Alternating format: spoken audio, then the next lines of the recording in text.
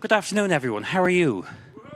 Excellent. Thank you, Garvin. I can always rely on you. I'm so grateful.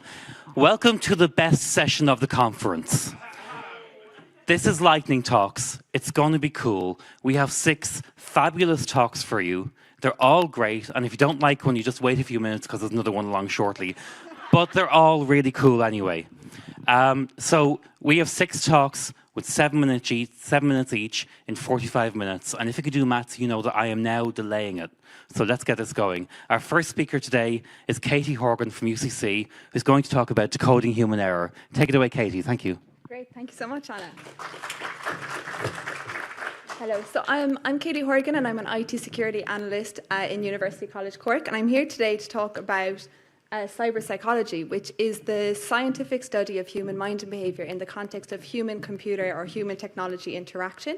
My focus is specifically on the realm of cybersecurity because psychology tells us that we need to design security systems and strategies with people in mind. The human factor was the root cause of 82% of data breaches in 2022, and the MGM Grand cyber attack just in September last was allegedly caused by social engineering. So a $33.9 billion company taken down by a 10-minute phone call to their help desk.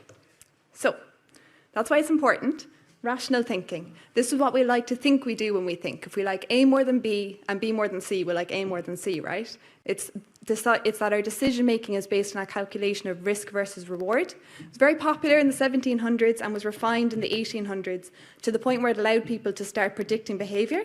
But the only problem is that this is an idealized model of human decision making. It's how people should make decisions in a perfectly rational and logical world. But we all know too well that's often not the case.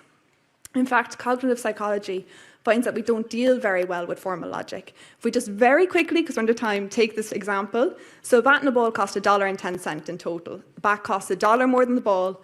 How much does the ball cost? And if you're off the bat, sir, do you want to answer? No, okay. Well, off the ball, it's if your immediate answer was 10 cents, worry not. It's incorrect. It's 5 cents, but it just goes to show how we don't generally deal very well with formal logic. Though I'm so sure some people had the right answer.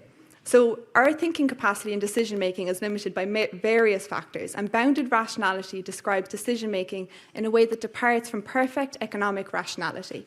Our decision making is limited by time, the information available to us, and our thinking capacity. We can't always assess every aspect of a decision and make a perfect decision. Often we have to settle for good enough decisions in our day-to-day choices. And sometimes we don't make decisions at all, the unconscious decisions. And these automatic processes are part of our daily lives, like driving or catching a ball. And from an evolutionary perspective, they're very beneficial, but they're often targeted by malicious actors because they're susceptible to bias. And one of the biases we're susceptible to is the framing effect.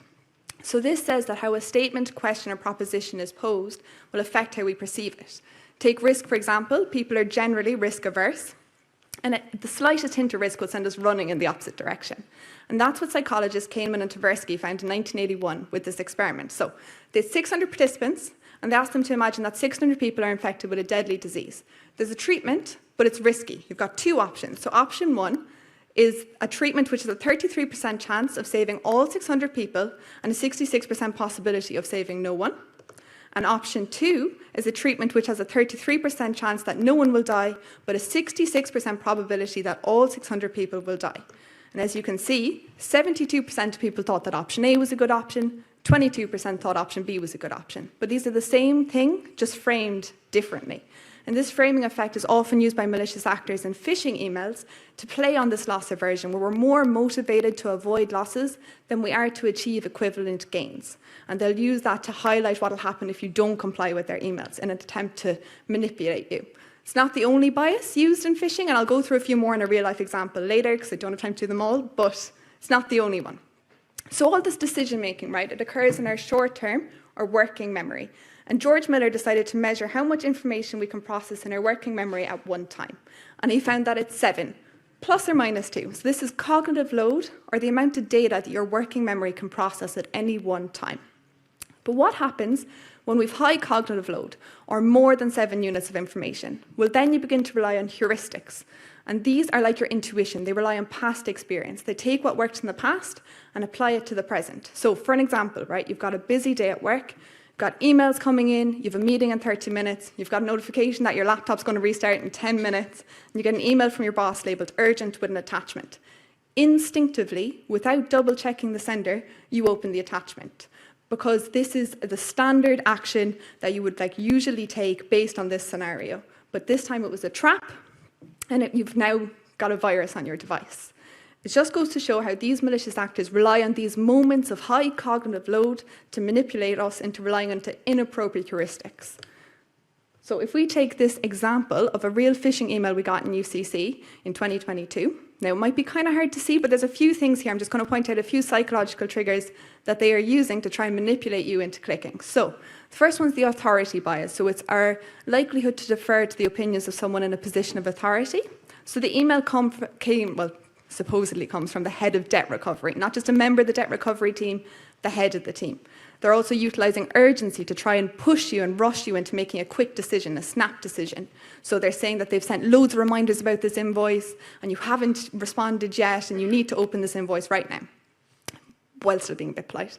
And then finally, there's the halo effect, which is where a malicious actor will impersonate a person or brand that you have a positive impression of to benefit from their positive social reputation. So here they're impersonating Clifford Chance, a real law firm. At the time, the person they were impersonating, this signature, really was the head of debt recovery. And the only indicator that it's not really Clifford Chance is that the email domain is slightly off. But otherwise, they're benefiting from Clifford Chance's positive social reputation. So, to finish, cognitive biases aren't bad. They generally make us very efficient. They're just targeted. And what's critical is to have a psychological awareness so that we can anticipate and address the human elements so often manipulated in cybersecurity. Thank you very much.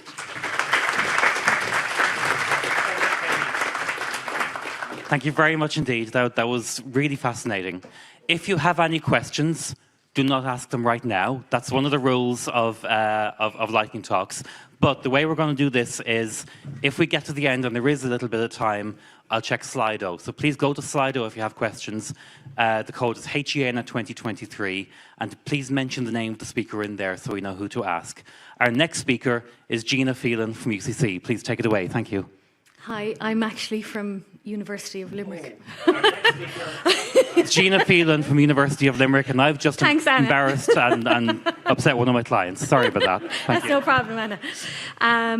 Hi, my name is Gina Phelan, and I joined the IT department in the University of Limerick as an IT business engagement partner back in 2018. Before that, and most recently, I was a senior business analyst in the insurance industry. Today I'm going to give you a very brief history of the business engagement roles, why they were created, what business engagement is and how we do it, and finally, hopefully, by the end of all of that, you might have an understanding of what I mean by bridging the gap. A bit of history to start. We were a very small and you might say inward-facing department focused on doing the foundational and the basics really, really well. The leadership in IT recognised that we needed to better understand the campus community's needs in an era of rapidly increasing digitisation. To do this, we needed to make stakeholder engagement a real priority. That is how the business engagement roles came into fruition. So what is business engagement? We formally align with leaders and decision makers across the campus to build a relationship with them, to understand their needs and their priorities. We really focus in on early engagement. If there's anything digital we want to know about it as soon as it's a twinkle in their eye. That way we can join them on the journey, we can give them the benefit of our IT experience and help them navigate from ideation through to delivery and beyond into support models and governance, because it's really important to make sure that we mind things when we bring them in. Also part of what we do is manage expectations and sometimes frustrations along the way, because going from idea to business as usual can be quite the journey sometimes. So, how do we do it? We work really, really closely with our customers. We support them on their digital projects, and we have really defined roles and responsibilities on business-led projects. We work also really closely with our colleagues across the IT department. We have the ear of the senior management team and the IT directors. We meet them regularly and we get their guidance, and we also keep them up to date.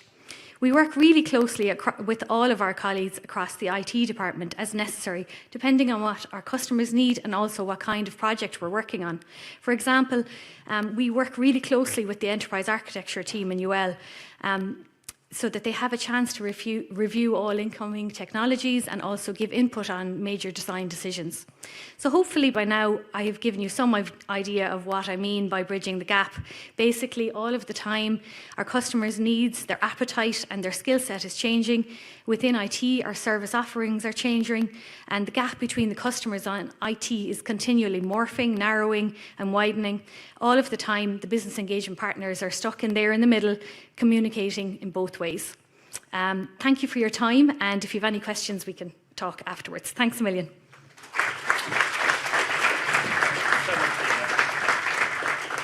Thank you, that was excellent. And way under time. So I am absolutely not prepared. As you can see, I'm doing a fabulous job of this. One thing about the Q&A, if you do decide to use Slido, make sure to choose room B, or our colleagues in the next room are going to get some very confusing questions. Thank you. Our next speaker is Tom Cannon from UCD. Tom, at your leisure. Okay, grand. Okay, so we're going to look at what we did, some things that worked well, and what some of the challenges were. There's quite a few slides, but we'll go through them quite fast. So the first one really, is it moving? Okay, so as you can see, there's lots of interesting takes of what is meant by EA. But for UCD, our aim was to break down the mystery to provide a clear picture of how IT is used to support and enable business. It's about finding the gaps and the overlaps, and whether it's solutions identified or ones that you don't know about, or whether there's a proliferation of applications all doing the same sort of thing, and then how well each of these applications then works. But fundamentally, it's about supporting the business and IT in a practical way to achieve better results. So EA can be made very complex, but its core is very simple, or it can be quite simple and yet powerful. So we started with 2 building blocks. So we defined all our applications, services, infrastructure and technology as basically applications, even things like physical storage systems. And then we adopted the off-the-shelf HEAM as our business capability model. Then every application was then mapped to these capabilities that they enable. But at this point, we were just doing EA for the IT department, and we hadn't engaged yet with the business. So last year, the university was looking at buying a major platform, and we got ourselves involved by explaining how EA could support that. So the foot in the door part was with the EA principles. So these explain how you can do things like articulate, buy over build, control technical diversity, strategic partnerships, etc. These are things we know and do already, but that often aren't written down or explained to the business or in a way the business can understand. And then we also explained how we could support the business case for the platform by providing evidence of the fitness of each of the applications that it was intended to replace. So with that, we're able to start doing the EA for the university. Okay, so they've come back. Okay, sorry. So anyway, what worked well and what some of the challenges. So the first success was using the HEAM model, or the Higher Education Reference Model. This shows all the typical things that a higher education organisation normally does. It's broken into 3 sections: teaching and learning, research and enabling. And then enabling is really everything else that university does, broken down to logical capabilities like HR, finance, library, estates, IT, etc. The business were actually quite able to map their applications to these capabilities without much problem. In IT, we sort of struggled with the IT capabilities, so we used the TBM taxonomy for that. A problem we sort of had early on was actually unclear understanding of what an application was. And that only became apparent once we started doing the data gathering. So we did a reworked definition, and we found that stating what wasn't an application was actually more helpful. It took a number of iterations, and we used the scale, the type, and the criticality we'd gathered for each of the applications to help slice and dice it into manageable chunks, and then we could come up with an agreed list of what our applications actually were. But a related challenge with this was around application ownership. Every application should have both a business owner and an IT owner. But we discovered lots of applications where there was either multiple owners or no owner, or that IT had been identified as the owner, but IT shouldn't be the business owner of business applications. So we're working through and developing sort of roles and responsibilities and a governance structure around that. The Gartner time model actually proved very effective. With this, we were able to present to the business the fit of all the applications on a single page, and that was based on the fitness scores that the business and IT owners have provided. However, we hadn't actually clearly articulated to everybody that the purpose of these scores was to do investment recommendations. So that's just something we'll have to work through next time, more clearly explain it. Of great help was actually using an EA tool. So we took one off the shelf. It has got lots of logic and pre-built meta models into it, and the thinking of like thousands of other people behind it. These tools can cost quite a lot of money, and they can be quite daunting, but the vendors usually have quite a lot of resources to help you cover the concepts and best practices to understand how to use them. The solution we picked was easy to use and affordable, but had some limitations, but those limitations were actually quite helpful because it helped you fix and frame our view of what we were going to do. Getting close to the end, don't worry. The maturity matrix was quite useful. That allowed us to explain where we were in our journey and then how to plan our development, how it would work in the future. And then some sort of other deliverables we did. So that's the HEAnet model populated with all the applications against it. But we'll just zoom in on it for a second. So this shows sort of the applications mapped to a particular capability, and then you can plot or heat map against it. So this is, for example, showing which applications are on cloud or which are on premise or which ones we should be investing or stop investing in. So that's just one way of presenting it. We also developed a set of enterprise architecture principles. These help sort of guide technology decision making. TOGAF provide a set of these which are really, really good and generally just need a small bit of tweaking, but there's some really good other sets out there. The University of Washington has a really good set, and we use those principles now to check alignment during project selection and prioritization. We also developed a set of technical requirements that are now included in all tenders, and that's really to stop project tenders going out missing these key requirements, which are often only caught after the event. We have a website, as everyone has, and then finally, and most importantly, we integrated EA into our PMO and change control processes, and then there's just some useful links there which people might find useful. But thank you. Excellent work, Tom. Thank you so much. Thanks a million. Thank you, Tom. Everyone's coming in under time. This is great. We are at the halfway point. How are we feeling? Fabulous. Thank you for making an effort. I'm so grateful.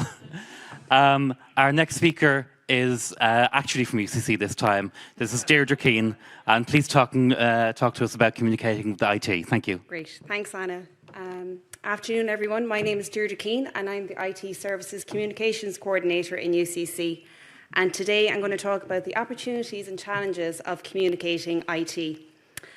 Two things you'll realise about me by the end of today's talk is that I am fond of the colour yellow and I like a good photo. I hear a couple of people, probably my colleagues, laughing. I'm going to start by quoting Albert Einstein. He said, "Everything should be made as simple as possible, but not simpler." And I think that is the core of what I'm trying to do when I communicate IT. That doesn't mean making the work done by colleagues in IT less meaningful, but that the UCC community understand the digital services and technologies that are available to them. When communicating IT, the goal is to enable and empower people to work, teach, learn, and research better. Good English and plain language is really important. It needs to make sense to people. When I first joined IT services over 9 years ago, I was hit with a lot of IT jargon, a lot of acronyms, DNS, SAS, APIs. I didn't know what any of it meant. I know a little bit more now, but I think the crucial thing is that the majority of people don't always need to understand the complexity of the technologies that they're consuming. When I started my current role back in 2021, one of my first tasks was in creating UCC's first digital master plan, the visual identity of that plan, the branding of the plan, but also the language that was in that plan, that anyone could read it and understand its commitments. This year in 2023, we updated that plan in line with the new strategy UCC have, Securing Our Future, and again, we stuck to the same principles as the original plan, telling the story of the digital master plan by really strong photography, really good visuals, and again, clear and concise language. Here, lots of photos, And these are all colleagues across IT services. And I'm going to talk about our newsletter. I produce and edit a newsletter every quarter that goes out to UCC staff, and we use the platform WorkVivo for this. What I try to do with the newsletter is tell the good stories and work that my colleagues in IT services are doing to staff in UCC. We also do a feature in every newsletter, and that's a staff spotlight. And it just tells the story of a colleague, their career to date, a project they're working on, and something about themselves. And it just puts a human element to IT, and again, just shares the good work that colleagues are doing. Awareness campaigns, I'm going to talk about Cybersecurity Month. This is a global event that is held every October. And last year, I worked intensively with the IT security team to run a series of online and on-campus events. We repeated it again this year, and we went bigger and better. Attendance was good, engagement was there, and it really showed that staff and students are interested in learning more about cybersecurity, but particularly cybersecurity in UCC. Here are videos. These are just screenshots, actually not a video. But this is an example of how we use video in UCC. It's a really strong communication tool. We use it for staff, but mainly student communication. I work a lot with our student IT team to create video content, and we use Instagram to share out this content. We're lucky to have a great creative services team in IT services that not only create amazing photography and images for us, but also really good video. Just a little bit about each of these videos. On the left, we have Connor here, and Connor is just talking about creating really strong passwords. In the middle, we've Erin, and Erin is chatting about why your digital information is important, and we shared this over Cybersecurity Month. And then on the right, we have Adina. Adina works in student IT, and this was a video we collabed with Student Union on, wishing students best of luck in their exams and to let them know that student IT was there to help them if they needed us. The important thing about this video is they all did well on Instagram, but the important thing is that it's getting the message we want out there. The other thing about all these videos, they're really short. They're all less than a minute. People's attention span is short, so you need to get your message out quick and fast, and again, that it's clear and understandable to people. We have a podcast, IT Bites. We launched this earlier in the year, and I work with it with my colleagues, Nolet Hurley and Owen O'Sullivan. Really exciting and nerve-wracking thing to do, and we spoke to a variety of people. Connor Stout spoke to Connor about being a student over COVID. We spoke to our IT security officer, Barry Foley. We've spoken to Peter Flynn about creating Ireland's first website. We've also spoke to Rosie Coffey, who'll be speaking here tomorrow around technology-facilitated abuse. So it's a different communication platform, but again, another useful one, conversational, and it gets the message out there. Platforms, there's lots of them. We are not on them all. It's very time-consuming to create good content for every platform. So we are on Instagram, which I explained, which we use for our student communication. We're also on X, which we use for both staff and student communication. X is a funny one at the moment, but we do continue to utilise it. We're on WorkVivo for our internal staff communications, and of course we have our podcasts, and we continue to use email and digital signage as well. Challenges. The biggest challenge is change. Things have changed hugely over the last couple of years, and my goal is always to be clear in our communications and that we're communicating the right things at the right time. Start of term is always a big bottleneck. Everyone wants to communicate a lot at the start of term, and that's not only IT services, it's across UCC. So again, my job is to make sure that we're communicating the right things at the right time. I think that's it. Yes, last slide. Thank you so much. And I just want to say thanks to all my colleagues in IT services. I couldn't do what I do without you. IT Bites, you can listen wherever you get your podcasts, and you can read the digital master plan on it.ucc/plan. Thank you.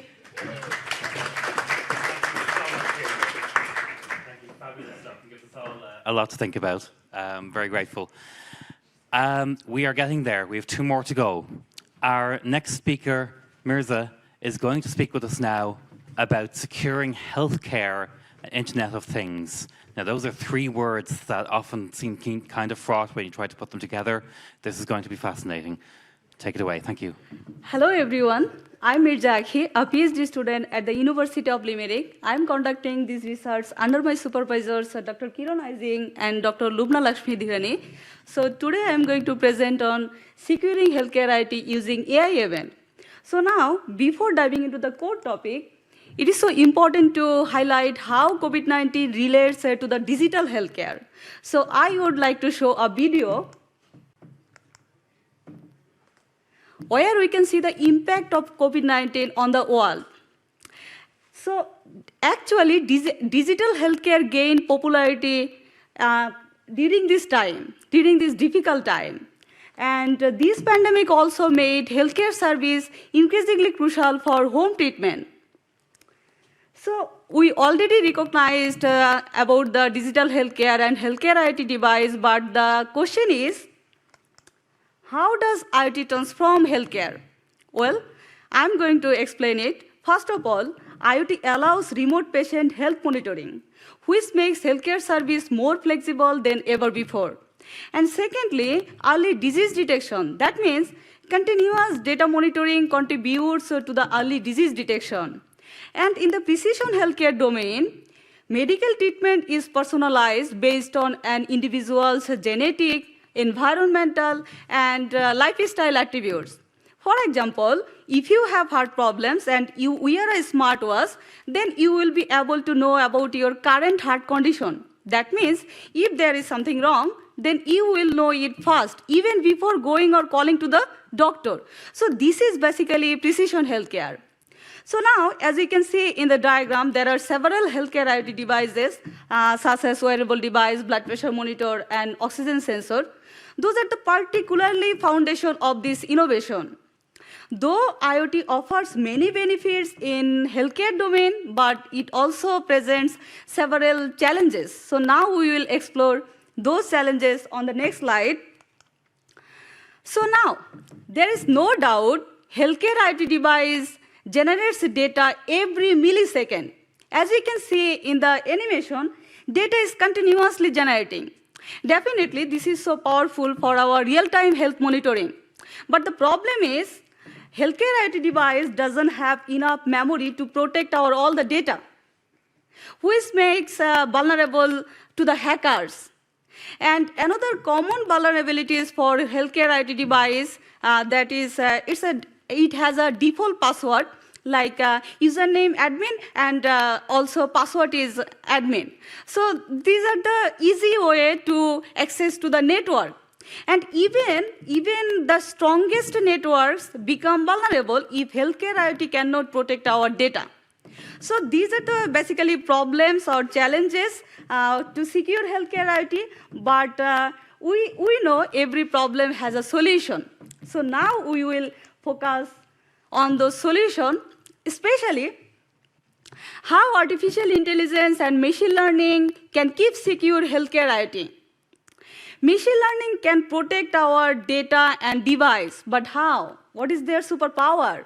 Yes, they can easily detect any kind of unusual activities. Something weird happens, something we call an anomaly. So now you can ask me, what is an anomaly? So an anomaly is an abnormal behavior of the device which may indicate a hacker. And a common application of the machine learning is the classification of usual and unusual devices called anomaly detection. Through the several machine learning algorithms, such as support vector machine and artificial neural network, and so on, we can also consider these algorithms can detect and mitigate real-time threat. So we can say this is the solid solution for securing healthcare IoT. So now I'm going to conclude my presentation. So today we discussed the importance of healthcare IoT security. Data security and anomaly detection are made easier by machine learning algorithms. So that's all. Thank you. Thank you so much.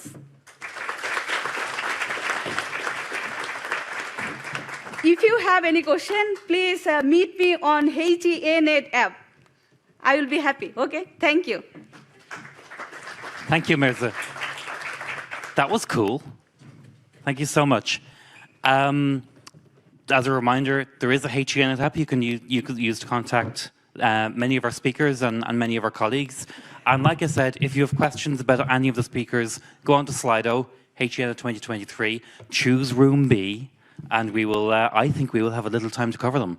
So with that, we are now at the tail end of the lightning talk session, and Frank Slyne from Trinity College Dublin is going to speak to us about international collaboration with RENaaS. At your leisure. Thank you. So thanks everybody. Thanks for inviting me to talk on the RENaaS project. So RENaaS was a GANT innovation program, a project that was funded from March to December last year. And so what I'm going to do is I'm going to actually explain what RENaaS is, what the program was, and the partners, justification for RENaaS, what we set out to do, and how do we fare, the key learnings, and what we actually demoed at the Innovation Showcase last March. And so RENaaS is it's sort of like a HEAnet type of construct, but actually in the cloud. And we create an NREN, National Research and Education Network, that supports research and activities, but we actually use commodity hardware, private and public cloud. And so what we do as a sort of an output of this is we create a template for the establishment of NRENs in the likes of small islands in developing countries around the world. And we proved this project in the islands of Cape Verde off the west coast of Africa, and that's a nation of 10 islands. And so the program was a collaboration between research and education institutes, research foundations, research organizations, open source technology providers such as the Free Router project that is run by GANT. And we ourselves in Trinity College were the project leaders, and we relied quite a lot on HEAnet, and a shout out to Owen, Laura and Donal if you're in the audience. We had design authorities through RARE, Free Router, RNP in Brazil, and we relied on the actual universities and participants in Cape Verde for creating use cases and test cases, and also we got strong collaboration and involvement from the Cape Verde government through their digital ministry. So the justification for RENaaS is that it's hard to believe, but there are countries around the world that don't have educational networks that facilitate the use of EduRoam and sort of networking between colleges, etc. So the thing that really instigated this was that the deployment of the fibre cable, the Bella cable between Europe and Brazil, and also the share cable from Cape Verde to West Africa actually stimulated, okay, if there's all this fibre and capacity there, why can't you sort of, create futuristic educational services? So the establishment of NREN really is the Kickstarter for the Cape Verde's, their government's goal in developing the research and education sector. And what we actually bring to the actual table is our expertise as a collaboration or a conglomerate in virtualization and the creation of dynamic services at a sort of a lower cost than actually deploying a lot of infrastructure. So we deployed core services such as EduRoam, which actually enables both inbound, outbound, and intra sort of roaming between colleges. And we actually liaise with WACREN and the Ubuntu Alliance to set up the CV EduRoam actual domain. And that's in place, and I'll explain now what the tests we actually did with it.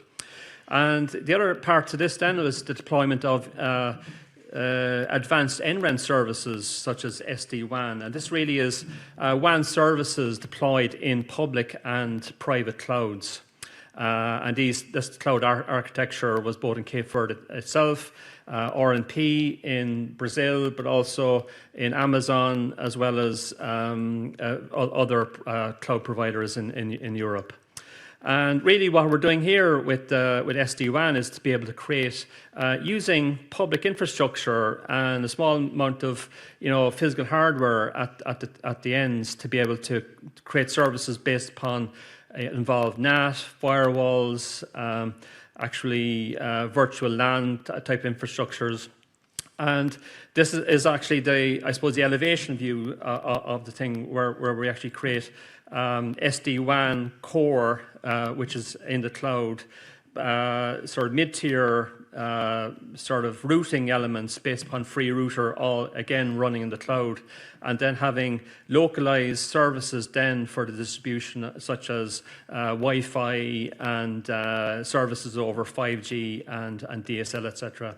So we created a project plan that exists now as an asset for use by other entities that want to create a similar type of project. And we met every week for pretty much 6 months, and we had good governance and very good participation from both the international and the project partners. And we actually used a test-driven functional testing procedure. So again, all these tests are available for regression testing for any party that wants to actually do similarly for other types of entities. So the thing is, the results and the key learnings, we met the HEAnet Innovation Programme budget, small and all as it was. We met the timelines for the project, a bit of a mistake there, so it's from June to December 2022. We met the objectives to deploy both standard and enhanced NREN services. We created a loose NREN governance structure, which involved a coalition of education, governments and regional groups. We demonstrated that commodity hardware and a mix of private, public, cloud service could be used for creating virtualized NREN architectures.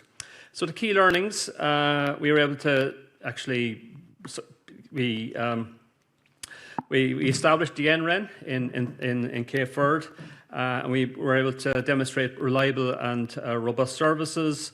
We demonstrated testing with EduRoam and SD-WAN for students and academic services, and virtualization and dynamic configuration of network services. So we demonstrated all these scenarios at the HEAnet Innovation Showcase in March.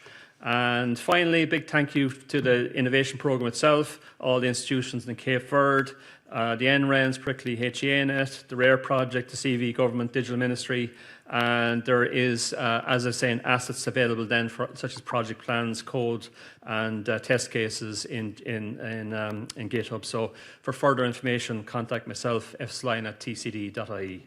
Thank you.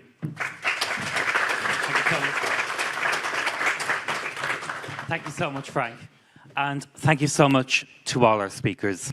I don't know, have you ever seen a group of lightning speakers that have just been so polished and so respectful of our time? Please give them all a big hand.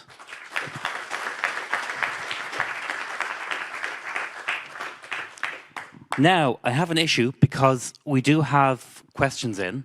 And if you have questions, please get them into Slido now. It seems to take a little while for them to get through the system. So please put them in as fast as you can. The reason I'm taking up my phone is because my iPad has let me down in terms of connectivity. So we'll do it here. Excellent. Our first question is for Tom. How long did it take to get to where you are now and where UCD is in terms of EA maturity? We started about 2 and a bit years ago, but it's only in the last sort of year that we sort of accelerated the work. As once we had the engagement with the business, that's when things really took off. Before that, it was really just doing it for ourselves. So. Oh, if you don't mind, thank you very much. That'd be very handy. Thank you very much. Sorry, I ran off to get another microphone, so we can pass that between us. Our next question, that's the one we have, is for Deirdre. What is, or what are the most effective means of communicating with staff and students? If you want to stand up so people can see you. Yeah, thanks for the question. I do think video. I think video is really powerful. Like I said in my talk, if it's quick and short, so there's a lot of effort and work required in getting your message across in 30 seconds, more than a lot of people realise until you're actually creating that piece of video. And Lightning Talk speakers know this. Oh, by God, yes. I've lived it. Yeah, so I definitely think video. Yeah, it's not going anywhere, and it's probably going to get bigger if anything else. But again, and like I said, keep it short, and that you have people in your videos as well, because people like people. So yeah. How much effort is to do a video? I mean, how months person time? Really? Months. Yeah, from the very beginning. To do a 1 minute video. Yeah, because often that initial chat is so important, because sometimes a video isn't required. Again, we've that chat around who's your audience, who's the video, you know, and again, that question of do you need a video for it? Maybe another communication method might be better. And then it can be months from going from planning, what do you want the video to be about, who's going to be in the video, where's the video going to be shot, you're organising people, locations, and again, you know, so months, and then after you filmed, to editing, to get it out onto the different platforms then as well. Wow, so Yeah. not to be sneezed at. Thank you so much. Our next question, I think this is for Frank, is how can the future of the RENaaS be secured financially to ensure that these services aren't lost? I think I know who actually asked this question, but I mean, it is, so when we finished the RENaaS project in December, but with showcase in March, we spent a lot of time actually trying to develop use cases that actually use the RENaaS sort of service. So we've been trying to engage, for instance, the Irish government's delegation in West Africa, as well as other SFI centres such as the Marine Institute. And there's a very strong maritime research angle to that NREN can support.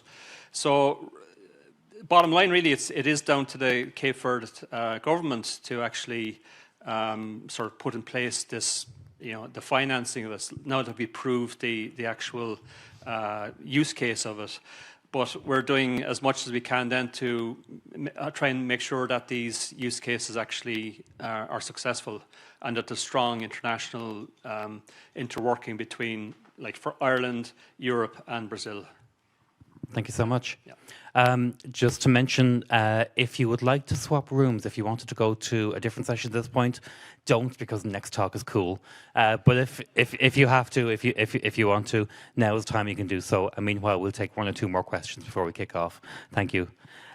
We have a question for Deirdre. Another one. Thank you. This one's popular.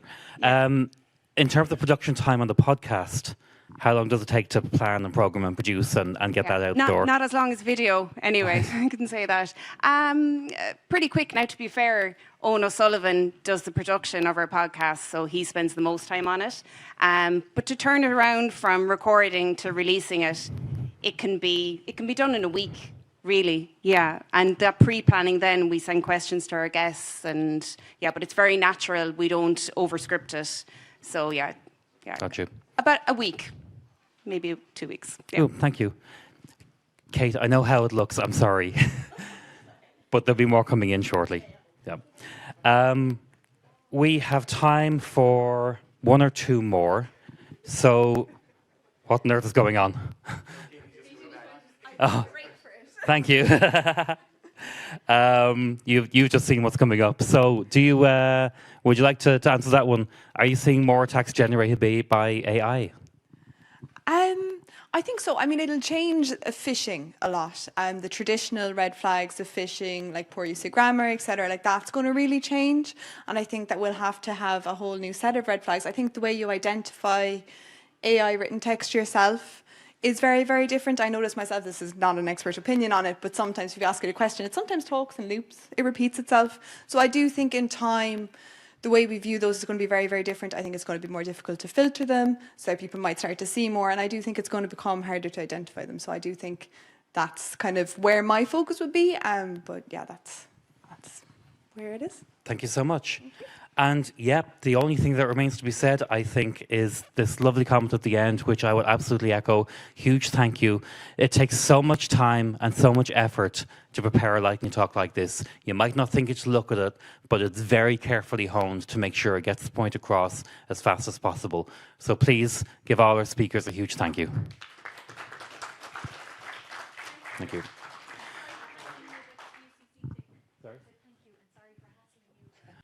You please do not apologize for hassling me for getting one of my customers wrong. I'm so sorry.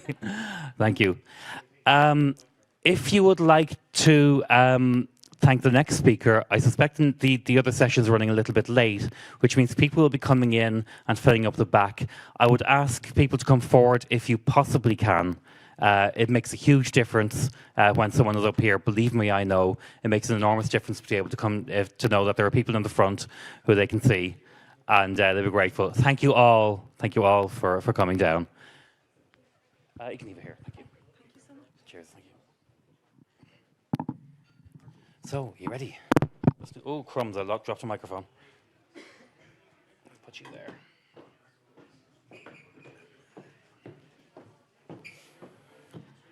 All right. All good. Anything else? Yeah. Cool. Our next speaker, and I'm really looking forward to this talk.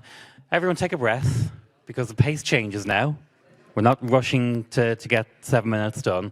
Kate is going to take a little while now, over the next 25 minutes, to talk about something fascinating. Kate is my colleague in EduCampus. She's a master's student in procurement and supply chain at Griffith College. And at EduCampus is procurement and contract manager there. And there is a fascinating topic now about empowering human rights through public procurement. One thing we've always tried to do from early days when I was in HEAnet was try to not just get the things that we need, but affect the market to bring things into Ireland that otherwise just might not be here. And we used to be successful with things like transit, things like IPv6, and what Kate is doing now, I think, is really fascinating. Kate, take it away. Thank you, Anna. Good afternoon, everyone. Have you ever been in a job interview where you asked a question you had no idea of? If that happened, do you remember that sinking feeling in your stomach on how your responses unfolded? I have been in a such interview. And that led me to this presentation. And I'll come back to it in a few minutes. Okay, so to manage that. Okay. Public procurement and human rights. How do they fit together? That's the purpose of today. I have 20 years experience in public procurement. Currently, I'm a student of Masters in Procurement and Supply Chain Management at Griffith College. My area of research is human rights in public procurement. In my daily job, I'm a procurement and contracts manager at EduCampus. And it's great to see familiar faces in the room, and thank you so much for your support. I'm excited to be here today to discuss the following 3 topics. What the connection is between public procurement and human rights. Why it is important. And how we embed human rights into public procurement. Let's start with the connection. I'll present an example on how public procurement inadvertently facilitated unpaid forced labor. Public procurement has power to stop human rights abuses, and in fact, that power is in our hands. Denwatch is a Danish independent media and research center specialized in investigative journalism. They investigate countries and companies' impact on human rights. Their investigation from 2015 titled Servants of Servers revealed that Chinese manufacturers of servers for a number of leading brands were utilizing forced unpaid labor of students.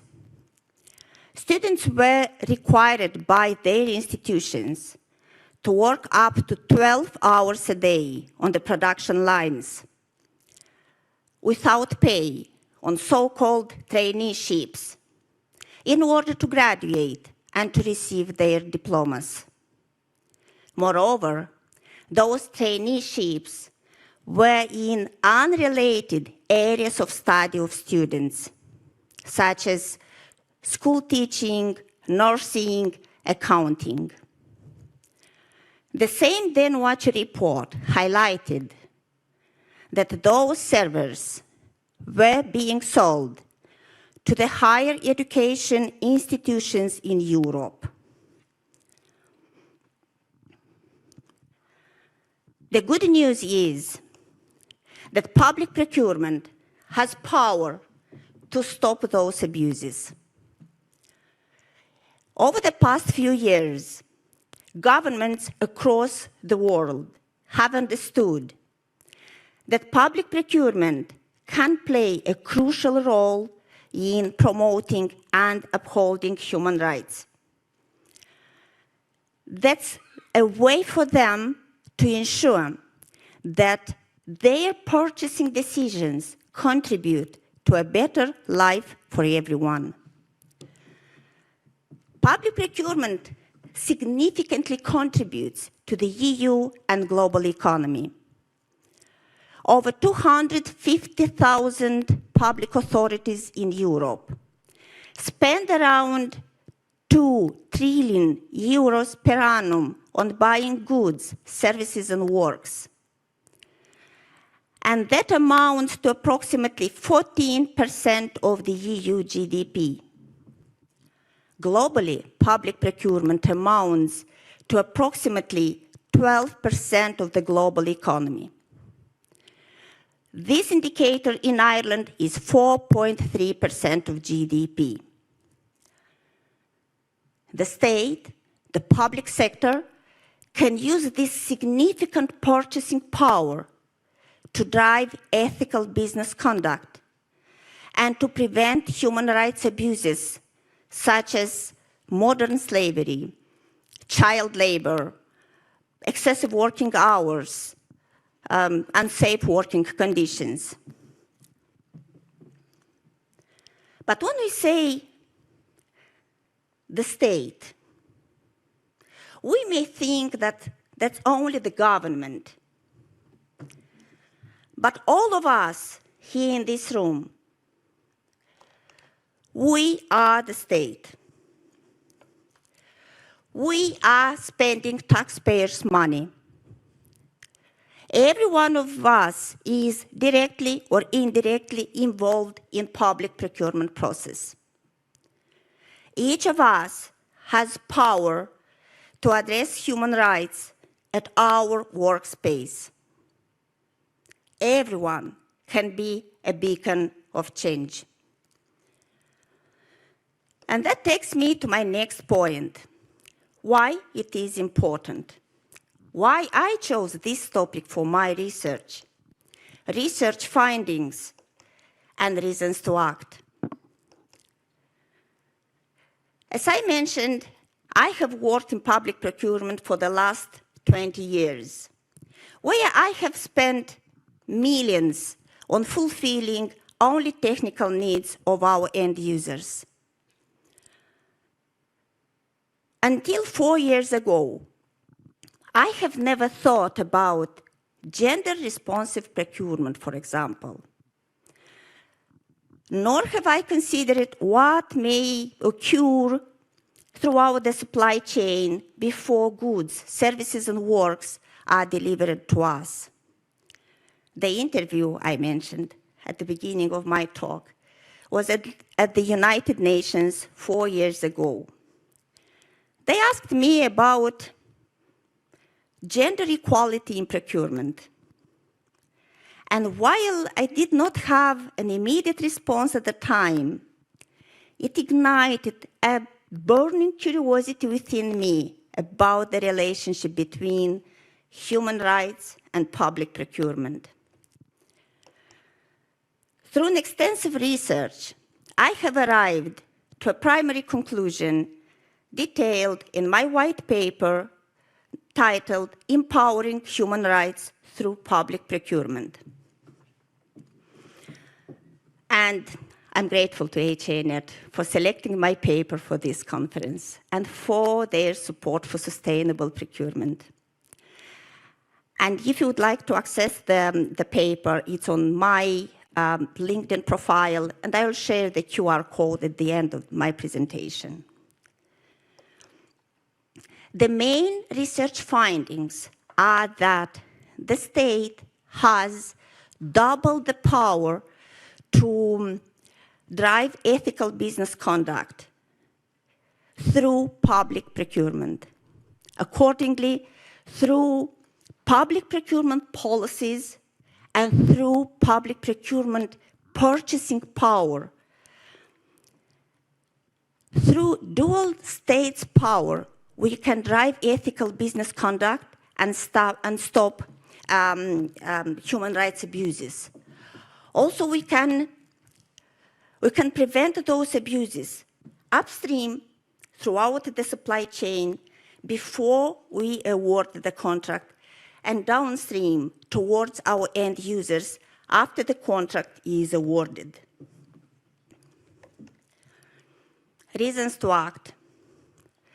The state has legal obligation to fulfill, to respect, protect, and promote human rights. Implementing requirements for suppliers to respect human rights through public procurement process is increasingly recognized as a means for the state to fulfill its obligation to respect, protect, and promote human rights. Another reason to act is risk management. And you could see legal, financial, and reputational risks coming together. Because most of the time they come together if an incident happens. While legal risks pertain more to the supplier, to the contractor, and that may be fines, penalties, incurring liabilities for human rights abuses, the financial risk comes to the contracting authority.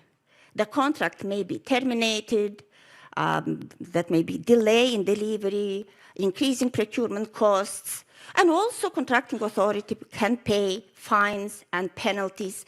It depends on the circumstances and the case. Another reason to act is leading by example. If public bodies will establish requirements to respect human rights through public procurement process, that will encourage the corporate sector towards the same aim. And there is one more reason to act: ethics. One of my colleagues once said, "I don't want to use a blouse that was produced by child labor." I'm asking you now, would you feel comfortable in your clothes knowing that they were produced by child labor? I see, you wouldn't. Same works in public procurement. We don't want to use laptops or other devices or other goods and services that were produced by using forced and paid labor of other humans. And now moving to the third part of my presentation, how we embed human rights in public procurement. In my paper, I developed a practical tool for human rights-based public procurement. It is designed around the principles of people, process, technology. The most practical with an immediate effect will be the procurement process. However, for long-term effect and sustainable result, those three components must work together. People play a crucial role in this scenario, and it demands a shift in mindset and behavior by fostering a culture of human rights awareness. Technology plays a pivotal role, specifically in this digital transformative era, to support people and processes are the two components of this triangle. Our focus today will be the procurement process. And I will present 3 good practices from across Europe on how other contracting authorities embedded human rights into their procurement processes. Let's go to the first example about incorporating human rights considerations into the statement of requirement. An example of that is the National Agency for Education in Finland. In 2018, this agency ran a tender for buying web design and online development services. They established a requirement for web accessibility guidelines in the specification.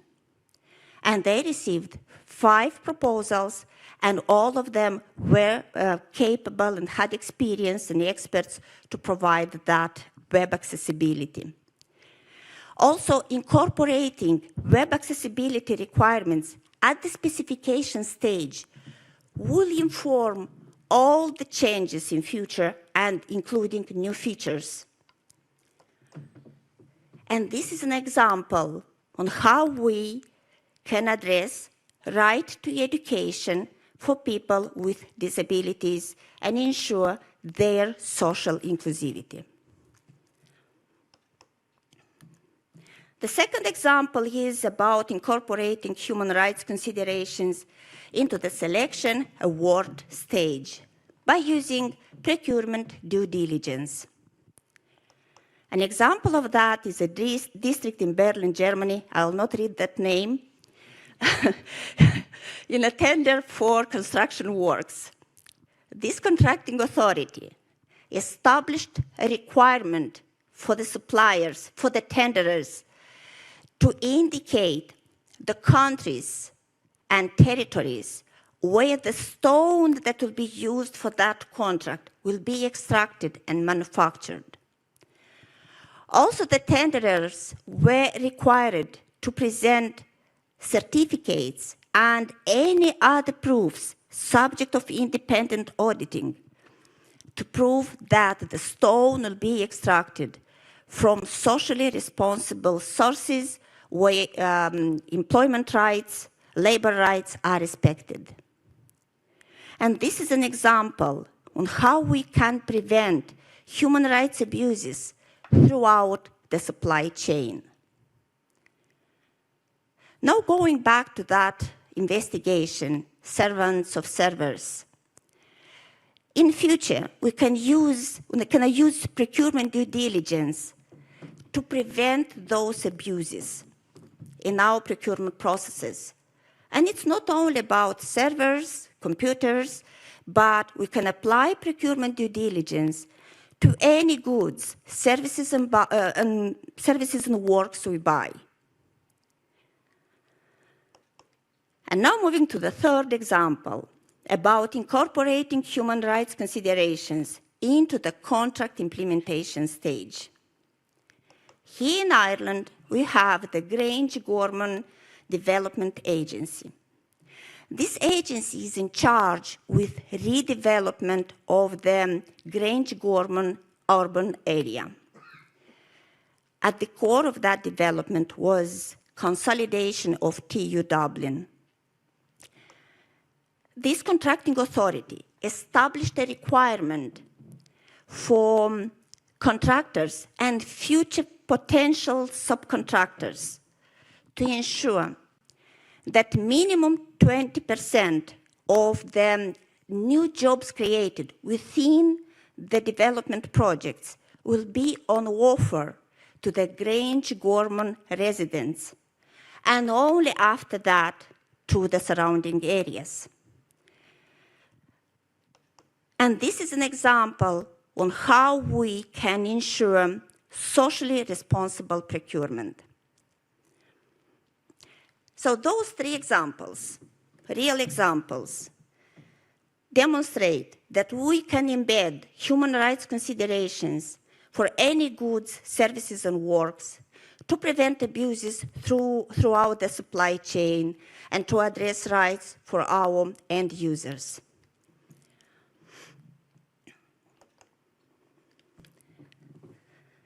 So, as we navigated the critical connection between human rights and public procurement, and we delved into how they work together, I invite you to take a moment to reflect on a simple yet profound idea. I invite you to develop a habit. Look around you at your daily objects you encounter. Your morning coffee, the clothes you wear, the devices you use. Look at them differently, like you have never done before. Look at them through a lens that brings into focus lives, rights, and dignity of those people who made those objects available to you. They are real people. They have real stories. And their rights matter as much as ours. This shift in perspective is not just about what you see around you. It's about how you view the goods, services, and works you buy personally and professionally. It's about developing a human rights-based mindset that challenges the status quo and changes our behavior as consumers and professionals in the procurement world. As I conclude, I leave you with this powerful thought. The choices we make, both personally and professionally, have the power to create a world where human rights are respected, protected, and fulfilled in every corner of the globe. So when you leave this room and return to your organizations, please take actions now. Please speak to your executives. Share the insights you have gained today and start embedding human rights into your procurement process. Thank you for listening.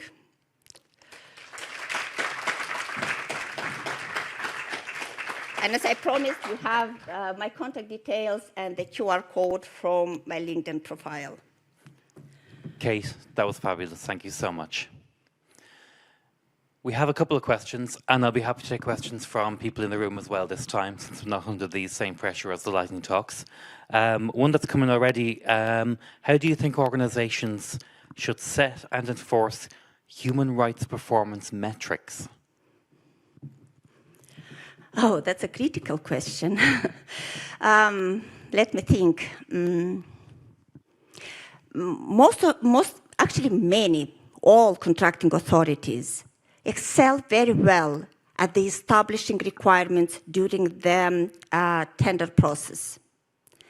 Only few of them excel in contract monitoring. So once we established a requirement during the procurement process, we need to establish and detail how those requirements will be monitored and reported on. So the example I provided about the Grange Gorman Development Agency, I provided only a very small piece from that as an example, but that case is broader and more complex, and their requirements detail how those how the implementation of those requirements will be monitored and reported on. And also I would like to go back to that example from Germany, where the contracting authority established a requirement to, for tenders to indicate countries and the sources where they will extract the stone. During the implementation, the contractor may change the source, and that's normal. They will establish a new collaboration. So it's advisable that the contracting authority establish that requirement. In the case the contractor will change the source during the implementation, they have to provide the same documentation about that source like they provided in the tendering process. And also to establish maybe regular reports to send, for example, those 20% of new jobs created. How many jobs were created? How many of them were offered to the Grange Gorman residents? In the example with the stone, again, to provide regular updates on that. And, you know, they can trick, of course, but we have to try, because it may happen. But if we take those, apply those measures, the risk, it's not about eliminating the risk, it's about reducing the risk. So hopefully I responded to that question. Thank you. And indeed, it strikes me as you describe it that this is not a completely different skill. This is normal procurement processes. Yeah. It's just embedding new requirement that is related to human rights. But it's a general procurement stuff, yes. Even ensuring things go on as they started. When we're procuring fibre, for example, we need to know the route it takes, but the route can change over time. And that can have an impact on our resilience plans. So we need to know that as well. So it's that sort of ongoing thing. Yeah. Thank you. Another question here is how, oh yes. This is a harsh question, but I think you'll have an answer for it. How do we balance cost effectiveness with the imperative to uphold human rights? Because cost effectiveness literally is a number in our spreadsheets. So we have to manage that in some way. That's a concern of contracting authorities, but I would not see it as a concern, because in current practices, price accounts from 20 to 40% maximum. So embedding human rights considerations, we will not touch the price. We will create a new qualitative criteria, and then the price remains like it was. So the cost effectiveness will not be affected. There is different concern here, more than price cost effectiveness, is that human rights in public procurement is the most development of the procurement. And all of us are at the very beginning stage, and the market is not prepared. That's the real concern.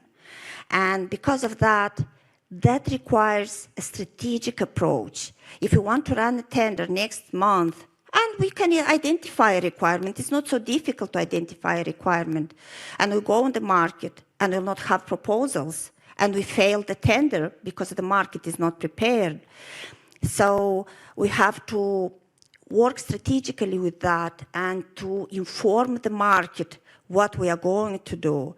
And there is a tool that we can use that's PIN, prior information notice, that we can publish 12 months before the tender launch, and to let the market know we are going to launch a tender in 12 months, and that's what we are going to ask for. And then the market will be prepared. We need to give them time to prepare, and we need to support and help them. Right. Last question, very quickly, 30 seconds. Okay. This is a simple one. Okay. How do you ensure ethical practices across the entire supply chain? See, easy, right? Procurement due diligence. That's the tool that we can use. No one so far. So, 30 seconds. You did it. Well done. And all that remains, and I'm so grateful because each time now I have someone from the audience, rather than myself, I could just echo the words of someone from the audience saying, this is an insightful and thought-provoking presentation. Thank you so much, and please give Kate a big hand.